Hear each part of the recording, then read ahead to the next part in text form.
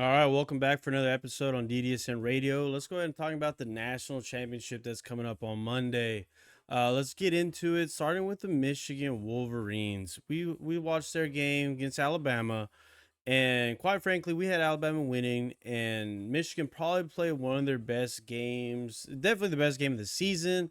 And I would say their best game since maybe 2 years ago against Ohio State, the first time they beat Ohio State and killed them before getting beat by Georgia. That was probably the best Michigan game. Some things to note regarding the Michigan Wolverines. JJ McCarthy had a pretty good game. He should be healthy from what I understand. I don't know why I'm thinking he may have tweaked an ankle, but he should be fine. But the main thing about Michigan is in my opinion, was their offensive line. They protected JJ McCarthy for the most part. I think maybe Alabama had a couple, maybe two sacks, and more importantly, the running game. Every time they were running the ball, to whether it be in Blake Corum or Edwards, I mean, they were getting huge holes. The guards were taking care of Bama, blowing them off the ball. And with the running game, it opened up the play action passing game. And with the play action pass, they were able to get crossing routes open across the middle of the field. They were using their faster receivers across the middle, and they were wide open. Almost the majority of the time, they were wide open. The Alabama linebackers were very slow in coverage. They were, I mean, at least 3 or 4 steps behind the Michigan wide receivers, tight end, and Michigan would be wide open. And they had a lot of drops, which killed them. But whenever they did complete, it was for huge gains, and they always scored on those drives. Michigan had I would say Michigan had a perfect first half against Alabama, and then of course a very bad second half, except for the last drive of the game and their first drive of overtime. But in my opinion, Michigan played the game of their lives. That was as perfect. They got every break. To be honest with you, the first play of the game was an interception. Alabama player steps out of bounds, didn't establish himself back in bounds. Interception didn't count. Michigan goes on. I don't know if they scored in that first drive or it was the second drive, but still, they caught a break there. And I mean, almost every big play for Michigan on one of the big I'm not sure if it was a third down conversion. The ball gets tipped at the line of scrimmage, and then the receiver was right there perfectly for it. I mean, just every single break went Michigan's way. The Alabama center, terrible. He had a drive where he rolled the ball on the ground multiple times. The last play of the game in overtime, terrible snap. They eat up Jalen Milroe. Not to take anything away from Michigan, but they did get every single break, and that does happen, but they took advantage.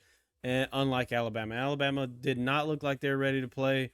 Michigan was prepared, ready, and they for the most part they dominated Alabama. Like I said, Michigan had a great first half, Alabama had a great second half, and then when it came down to the very end, Alabama couldn't make a stop. Michigan made the plays. Michigan made the play in overtime, and they took care of business, right? So that's one thing that I like for Michigan going into this game is going to be their running game. We talked about this last weekend with Texas. Texas would be able to run the ball on Washington, but not that it was surprising. Steve Sarkisian refused to run the ball constantly. They were averaging over 6 yards per carry the whole game, and he would go away and he would throw the ball incomplete punt. And I mean, this he didn't take advantage. Yes, Texas didn't have Jonathan Brooks, but their backups before they fumbled, they're having a great night running the ball. So Michigan, after seeing the way their offensive line looked, their running backs looked, Blake Corum the way he looked, I'm sure they're licking their chomps right now and ready to I think they're just going to run the ball constantly on this Washington defense, and that's going to be huge for Michigan. And I think they're going to take advantage of it. Unlike Sarkisian, I think Harbaugh and the Michigan offense are going to take it. They know their advantage, and I think that they're going to be more than happy to run the football. Will Washington be able to switch it up? Michigan's passing offense, isn't as dominant as Texas is, so maybe Washington focuses more on the run. We'll have to see, but I think that's a massive advantage for Michigan going into the game. They're a power running team, and Washington's defense is a defense that's vulnerable to the power running attack. Now let's talk about the Washington Huskies. Michael Penix Jr. basically played a perfect game against Texas. I think it was the highest rated quarterback game of the season. Um, I mean, it was pretty close to perfect, right? He was maybe what a couple plays. I think they turned it over once, and that was on a running play. But yeah, he was perfect. The wide receivers were wide open, and Texas has a great defense. At least we thought they couldn't get a pass rush on Michael Penix. When Texas would get a pass rush, Penix would step to his right and just boom, automatic, and he would complete every single pass. Excuse me, and all the wide receivers were wide open. I think this is I think that was huge for Washington, and I think Washington will be able to do the same against the Michigan defense.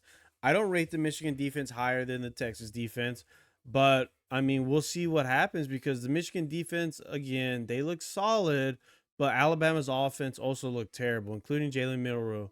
So the Alabama offense looked just as bad as the Michigan defense could have looked good.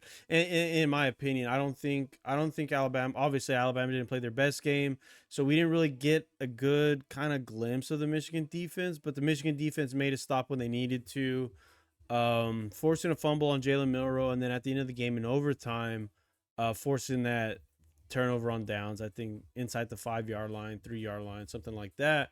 But this is going to be a much, much better offense and definitely a much stronger offensive attack coming from the Washington Huskies. They're going to be able to run the ball and throw the ball, and the Washington offensive line is extremely underrated. And we learned that during the Texas game. They gave them just enough time, and Penix was able to pick apart the defensive backs. So I think this is going to be basically Washington's passing attack against Michigan's running attack.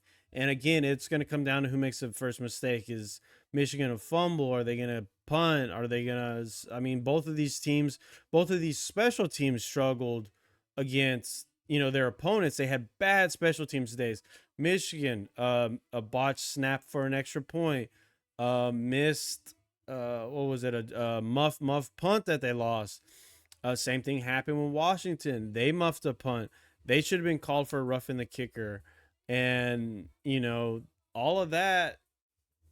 Three facets of the game: offense, defense, special teams, and both of these teams had terrible special teams days. So a Michigan kicker missed a field goal. I think Washington's kicker kicked maybe one or two field goals, and he made them. But yeah, especially it may come down to special teams and those mistakes. So we'll see. But I think that's the main matchup that we're gonna have to focus on here, and it's gonna be the Michigan offensive line in their running game.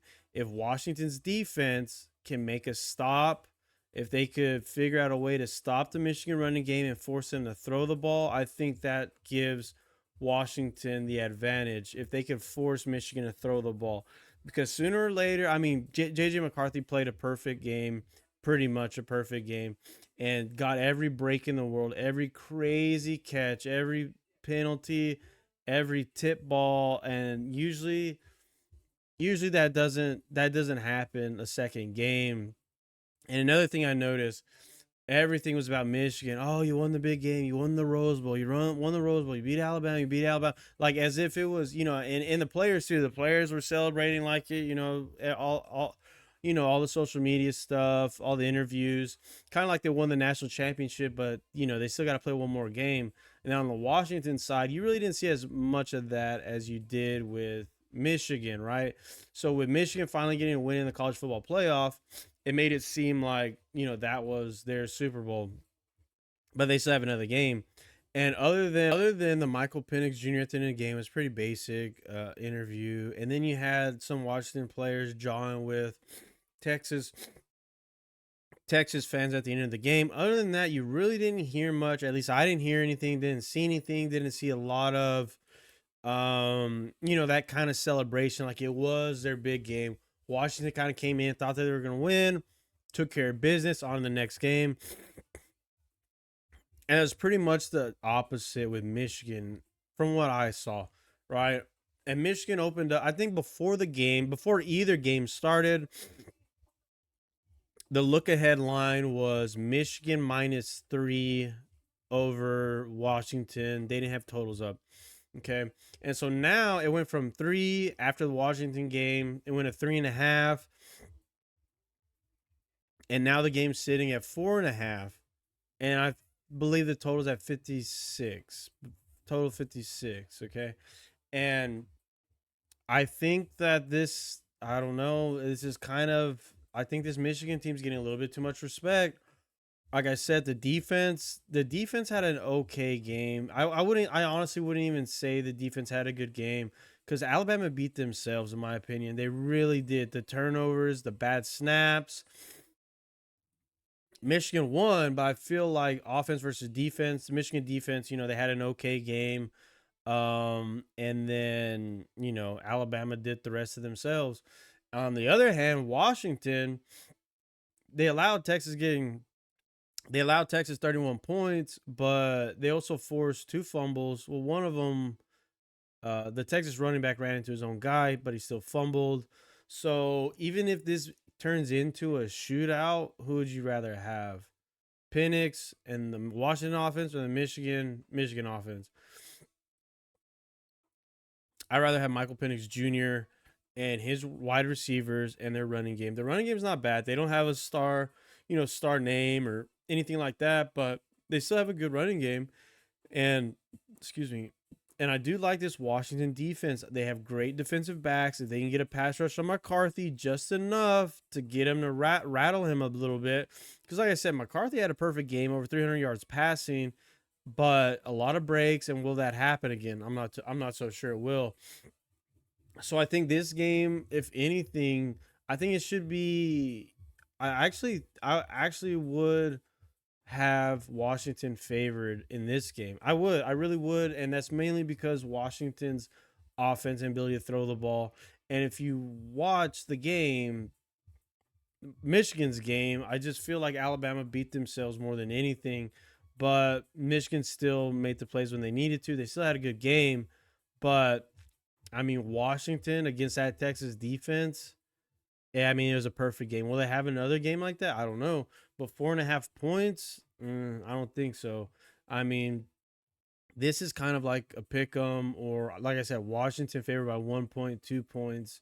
Everything else equal. They have the better quarterback, in my opinion, and who's been doing it all season. Not just one game. He's been doing it all season against top competition or good competition. Probably better than Big Ten competition. Pac-12 was really good this year. And I just don't understand the line. I like Washington. I like Washington taking the points. I think they'll win, and I think the game will go over because I think the Michigan offense will be able to score some touchdowns because of that offensive line, because of their running game and the vulnerability of Washington. But like I said, if turns into a shootout, I like Washington. Somebody make a mistake first. I think McCarthy will make a mistake first, and Washington obviously more than likely will take advantage. Special teams wise, from what I saw, I'd rather have the Washington special teams. So all these things coming together, yes, I like Washington getting points, like them on the money line. I think it was like 160, and then I like the game to go over because again, if it goes to a shootout, I like Washington. I think it could go to a shootout because of these defenses aren't that great. They're good, but they're not great. And then again, I don't think Washington's is going to have that type of run defense, fixed a week from now because they had a whole month to fix it. And they didn't fix it against Texas. So that's going to be a huge deal. And it's going to come down to who makes the turnover first. Whoever makes the first turnover, whoever punts it first, flips the game. I think that team will be in the driver's seat, right? So if Michigan gets the ball first, they punt it. Washington gets it. Washington gets the touchdown. All of a sudden, there's a large amount of pressure on Michigan.